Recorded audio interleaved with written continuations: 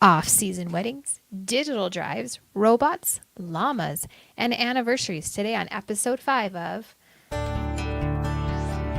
Welcome to the I Love You 3000 podcast, an authentic way to uncover the best ways to host an event. Husband and wife team Bradlee and Melissa of Phony Stark Industries will share years of experiences with all things event related, because planning an event is more than just a solid guest list. It's about the trends, details, and beautiful relationships that move an event forward. And that's why you'll find them to be good stewards of all things called advice. So your guests walk away feeling the true passion and best of what life can bring when you celebrate together. Now here's your hosts, Bradlee and Melissa.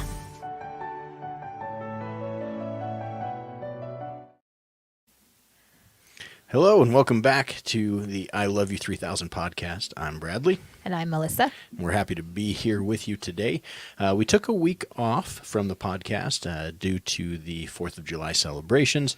Plus, we were out of town yet again for another wedding that we were taking care of down in St. George, Utah. It was an honor to be a part of that one. It was wonderful. We had a great time despite the 115-degree weather that we were suffering through. We don't quite have that kind of heat here in Wyoming, but we had a lot of fun. It was an awesome, beautiful event.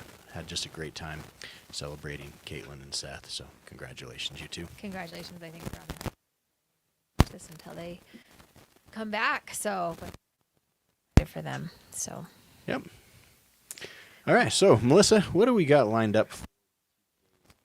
well, let's talk with our tips. Let's focus on our tips. We're going to start now. If you remember when we were on 2 weeks ago when we were in Mississippi, we got our organizational skills were thrown off. So we're going to do tips 10 and 7 today. So we're going to go with All you right. with 10 right now. Why don't you talk about tip number 10? All right, number 10 is this. Think about possibly having your wedding during the off-season, January, February. It's a good time. One, it's maybe, depending on where you're at, you might be dealing with different weather issues, but it's also an opportunity to save some money due to the fact that a lot of times, those off-season, you're going to have vendors at lower prices because it's not during the peak wedding season of the summer. It's very true. I would say even to follow up when we're going to talk about anniversaries here in a little bit, we could follow up about why that's even good off season. Because you can still get some deals even in those other times of the year, better prices as well when you're celebrating anniversaries too. Yep. So, okay. So tip 7. We've kind of got this one out of order because I forgot to put it into the slide deck here. And tip 7 is definitely something definitely comes to me is save things like Google Drive. Google Drive is I'm going to just say Google Drive because I use it all the time. Save things like your contracts, spreadsheets you make, timelines, any to-do lists you have in digital folders. Google Drive, Dropbox, those two things are very easy to access on your phones. Be able to even share those with people. And then you have all that information for you all the time that you're at your fingertips. I love that we're in that digital world. Like right now, I'm learning how to even personally take care of papers and organizing them. And I'm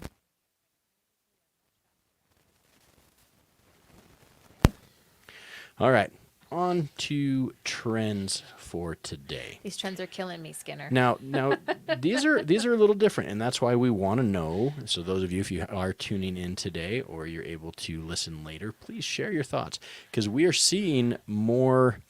I guess the best way to put it is novelty items that are finding their way both into the ceremony and the reception. So, But we're not seeing them here, I would say, in Wyoming yet. We've seen them across the country in different, like our friends who are doing weddings across the country have shared with us, and we just go, I wonder when that will hit Wyoming. I I'm think not asking you in even- Wyoming to hit it, but if you want to. this first one we actually have seen here in Wyoming. Okay. Not in the events that we've done, but we have seen it. Has been Okay. coming up from the Salt Lake area, from Denver. So, giant dancing robots. Now, so yes, we do want to know what you think about this trend. So we're seeing people with full LED lit suits, dressed as giant robots, does usually this on work? drywall stilts. And they just come in during the open dance section of your wedding, and they just dance and party with the guests. I'm laughing so hard over these. Like, I don't understand it. Like, I would love for somebody who's had a dancing robot at their wedding and tell me what was that like, or even the guest, somebody to reach out to us and tell us, because I don't get it. Like, And that's okay. It certainly may not be it's not for me, but I'm not right. You know? But if it is for you, or you said, "Hey, look, we did this and it was awesome," please, we'd love to talk and share. Or if it's somebody, if you offer this service, Yes. So again, if you're out, is for us in this area, we know out of Salt Lake and out of Denver, there are some that do offer the service. Tell us what's the motivating factor? Why do people enjoy this? What does it bring to the event? So we'd love to chat a little bit more about it. I would say offhand, not experiencing and not really knowing it, it is a little strange. It's a little different. I guess I shouldn't like jump to it. That's not what I want to spend my money for a wedding on, is a dancing robot. Maybe there's some. I'd love to know even like how did this trend start? Where did it come? Like, I would love to know more. I don't know enough about it, but it makes me giggle. So having the novelty item of a giant dancing robot during the reception, even though that may not be my thing, this next one at the ceremony is totally my thing. My I heavens. love this. I think this is so cool. So think agree. about, well, maybe you're short one of the groomsmen. So go ahead and bring in a llama dressed as a groomsman. Okay, but so we have had weddings where we have been on farms or in places where, I mean, we had a wedding where a turkey walked through the ceremony. Well, even during the pictures. I mean, we've been, and it's been awesome to see, but this with the llama dressed up. I should have had that picture of Clint and Shari ready so they could see it. But yes, the bride did get photobombed by a wild turkey, which was, It was pretty cool. awesome. But even during the ceremony, there were like wild animals walking around. A lot of people didn't see them. We saw them because we were behind the scenes. But okay, so talk to me about this. A llama comes to the wedding. Like, you hire this llama. You can rent out a llama to be a part of What if your I'd hope it wouldn't spit on you. your wedding. I mean, so maybe get an alpaca. I don't know. I think alpacas spit less, I guess. I don't know. So be for so those of you cool. that are viewing this, you're able to see this photo. Those of you that do not, let me describe it a little bit for you. This is a llama in a full tuxedo, even with fake arms in front of it, to give it the full look that it is standing upright as one of your guests, or as one of your groomsmen. I think it's fantastic. Again, I don't know where this started or it originated, but I think now granted, the one thing I would say that is going to be an issue is it is incredibly distracting. So if you're supposed to have all eyes on the bride, I would have a difficult time, especially for any non typical neurodivergent people are going to want to look at the llama that's dressed as a person, because it's pretty awesome. Maybe beforehand you can have like.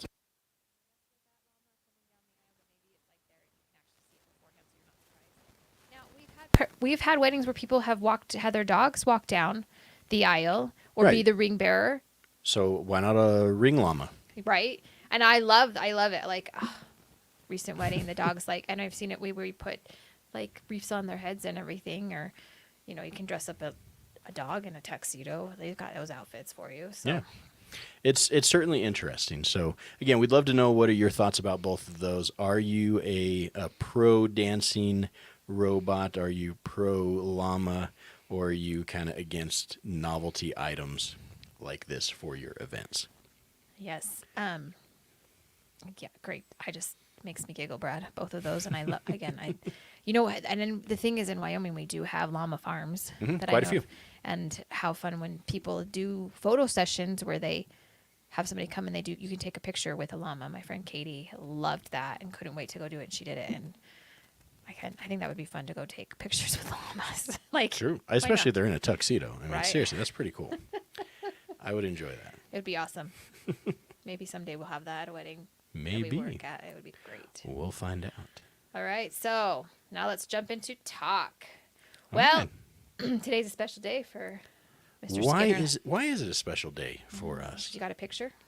Oh, I believe I do, because if we go back to 26 years ago, Oh my heavens! look at those kids. Oh, wow. I wish we sat this enough that you could see a side profile. I'm trying. I guess if I move out just a Look at little that. bit. How do I look? How did I age? Well, everyone's going to know if you are seeing, you're like, wow, Skinner went really, really gray. So, yes, I did recently embrace the full silver, the silver fox look, He's a silver if you fox. will. I'm kind of liking it. Yeah. Yes. I obviously have it's showing much my longer age. hair. Indeed. Indeed. Yep, you did pretty short It's hair. still blonde in that one. I mean, I've had many different hair colors over the years, but Still beautiful. oh my heavens, look at us, we're babies. I should put that necklace. I still have that necklace to this day too. I should have worn nice. that. How crazy! I have my wedding dress. It's in a box, sealed up. I did that whole vacuum seal box thing with it. I'm not going to try it on. Sorry. Yes, today is our 26th 26 wedding years. anniversary. So we're celebrating that here with you today on the podcast. So thanks for joining us. Yep.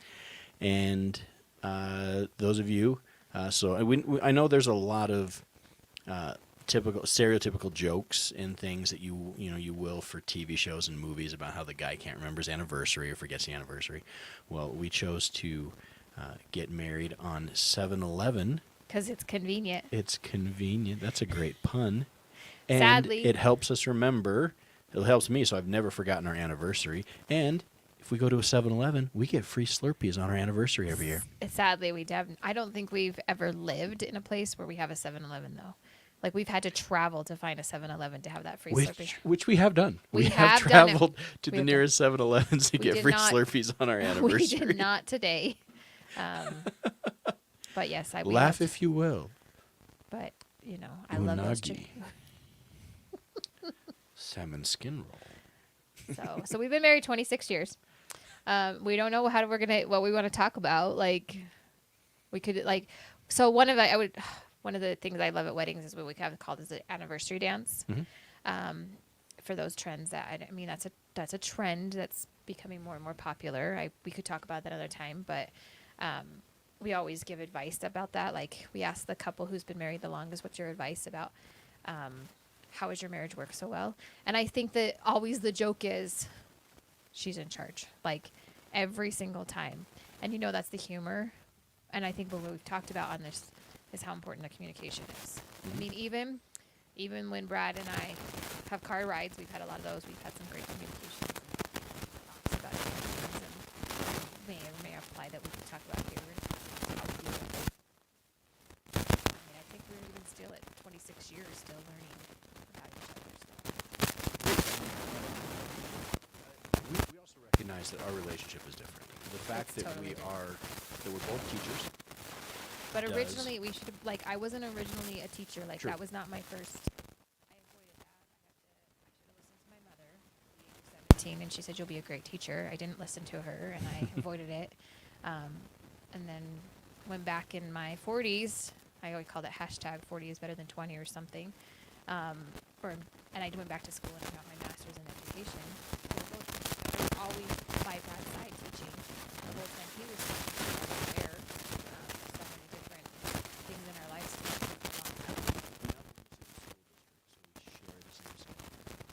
Which have the same daily schedule. Granted, when we have rehearsals and things, that's going to change a little bit. But we always have time together. We have our summers together. We do get on each other's nerves sometimes during that time too. It's not always perfect. Like, they think you guys always act like it's perfect, and I think when we have a moment of we don't agree on something, people love it because I mean, it's not a bad thing. It's like, all right. It's like, oh, you guys are real. Like, we have to figure things out. We are real. We promise.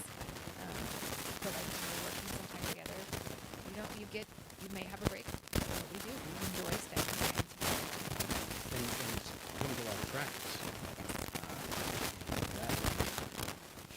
To really learn what works for the other person, what might be triggers for the other person, what are things, because everybody's going to have baggage. When you have that baggage and you're into a relationship, you don't know what's in that other person's bag.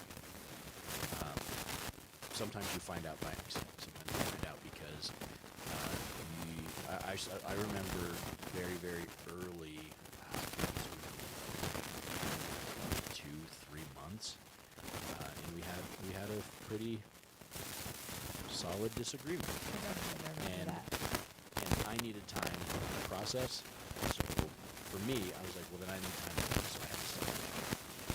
And simply by me going, okay, I need some time to think, so I walked out, and I still remember that moment when you're like, no, you do not walk away.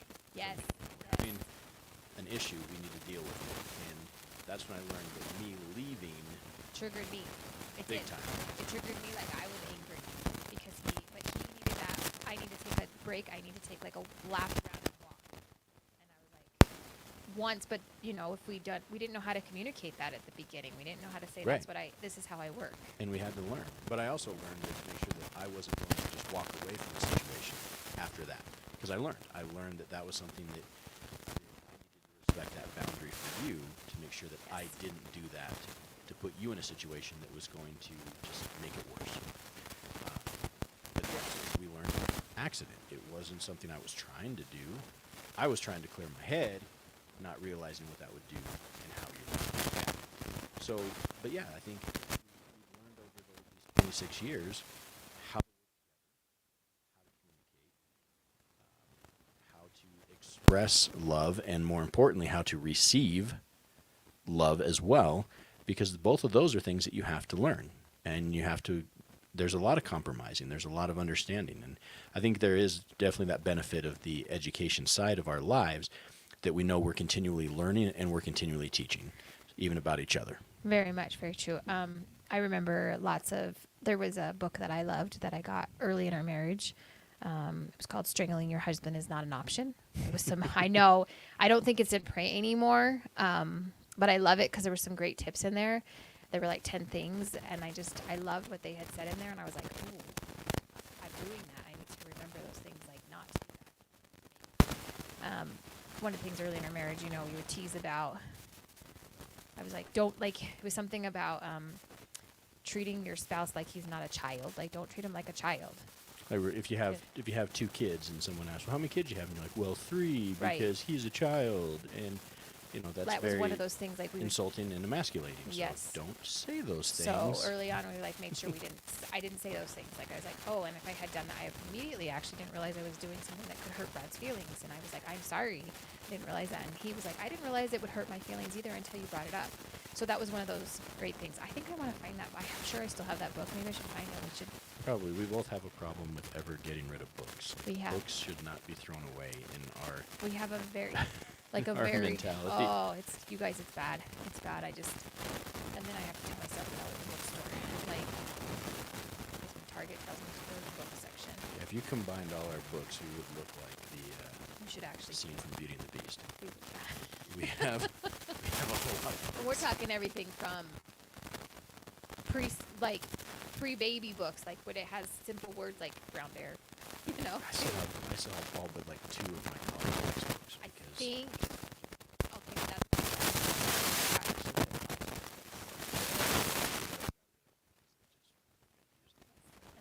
use them. So Yeah, oh, that's so. I was gonna say another thing. I think one thing that Brad has learned about me is don't let me get hangry. yeah, that's a thing. That's a thing. Oof. Like, and I can't. And I've had to learn I've like this. There's a new TikTok where the husband and wife get in the car, and he goes, "Hey, I've picked the great place for us to eat," and she says, she's like, "Ooh," and she names the place. He's like, "That's exactly right." She's like, "How did you know?" I'm like, "I just knew," but it's like he's tricked her into just saying where you want to go eat, and she just says it. Because if you just ask, where do you want to eat? I don't know. Where do you want to go? Where do you want to go? So we've actually had to be better about that, and I have to be direct. I'm taking you to your favorite place. And then I go, Texas Roadhouse? Okay. It's kind of hard to do. It's not one near us, but I'm sure there's one by a 7-Eleven. there probably is. So the funny, Brad has learned that. So if I am hungry, I have to straightforward say, I need to eat now. Stop what we're doing and we better get food. So he's actually learned through our marriage that before we start projects or before we travel or anything, I better have something. I'm a snacker too, a grazer. And so, but it doesn't help him though that my tastes changed. Even the other day he was so kind and bought me some Junior Mints. I didn't want Junior Mints. It was so kind of him, but that's not what I wanted. I wanted peach rings. And he's like, they didn't have them, but I got you Junior Mints. I'm like, that's great. I'll eat them later, but I really want some peach rings. it was just like, it's one of those, I mean, it was great and thoughtful. And he's like, I'm sorry. And I go, it's fine. That's not what I wanted. But Couldn't just magically make peach rings appear. I know, Sorry. I know, but they didn't have them at that store when we stopped somewhere. But, you know, or, you know, what do you want to eat? And we have to now think about certain foods. But I mean, it's one of those things. What, you know, other couples, I'm sure you figured out stuff that works for you guys and things that help make it smoother and make you to many anniversaries. And we love it. We do. So. And I think finding those ways that you, as we said, that you can express love and that you can receive love, and what that looks like for you. And that's where I think there's so much joy in relationships, when you find those two things.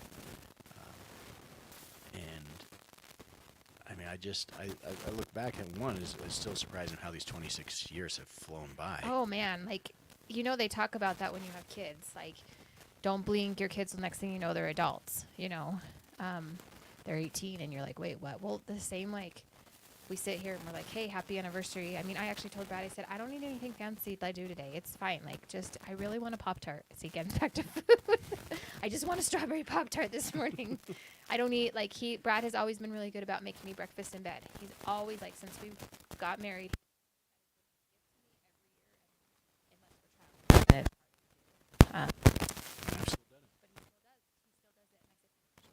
Strawberry did. Pop-Tart He did. in bed today. But I didn't want a whole big meal. I just wanted Pop-Tarts.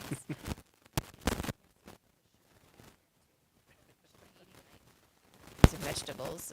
And I eat those too, but those are things that, like, just those little things, how important it is. And so, I mean, yeah, are we going to celebrate in a different way? Yeah, we've got some stuff that we're going to have some fun, and Absolutely. we go places and we'll say, yep, it's our anniversary, and sometimes we get it goes back to food. See? maybe something cool will happen. We'll see. We'll make sure we document. We'll share some photos on our next episode, which does mean, because we're actually going to be celebrating our anniversary next week, that we may not have an episode next week. If we do, I think, like this one this week on Thursday, the last time we were on. Typically on Wednesdays. We will not be able to on Wednesday, but we So we might get an episode next week on Friday. Yeah. But again, please, what we would love, so we'd like to say, share some. Do you have questions about it? We are celebrating our 26th anniversary. What, again, are some of those questions that you have, that whether it's in relationship in general or specifically about our relationship? If there's something that you'd like to know, what works for us. Now remember, we're not trained professionals. Absolutely not trained professionals. But we are pretty darn good at what we do for each other. yes. And we're happy to share that with you. And if you also have any comments about our dancing robot or our tuxedo wearing llama, let us know. Oh my heavens! If anybody out there has ever had a llama at your wedding, I would love to see a picture, not like that picture you found, like an actual, like, and if your experience, I would love to have you tell us about it. Or if you have other novelty items that we're seeing as other trends that are happening, we'd love to hear about those as well, so we can share those on the podcast. So we're so thankful that you can see you, whatever we are doing today. If you're listening on one of the platforms that we have our podcast on, I really, again, hope the sound is great. It always makes us nervous that we've had a couple of problems. And so even today, we're like, we hope the sound is still working. We're still learning. We would love it if you let us know if something is wrong. Or if it sounds great, we actually give us some. I mean, we get the positive too, but you always worried about, did something go wrong while we were recording and we have no idea. True. It takes Especially because today's been a great episode. We hate to find out that it didn't record any of it. No, I'd be so sad. Well, thanks again for Bradlee and Melissa Skinner and the I Love You 3000 podcast. Just reminding you that in life's journey, every ending is a new beginning. So we'll see you next time. Take care. Thank you for joining the I Love You 3000 podcast. We hope you feel an authentic excitement for celebrating life's events and learned a few details about what it takes to find the right people, place, and passion so you and your guests can feel renewed and ready to find the joy in every single moment. If you loved this episode as much as we did, give us a follow and we'll invite you back. And if you just want more, go to phonystarkindustries.com. Remember, saying I love you is a gift, and the details are just as important as the words.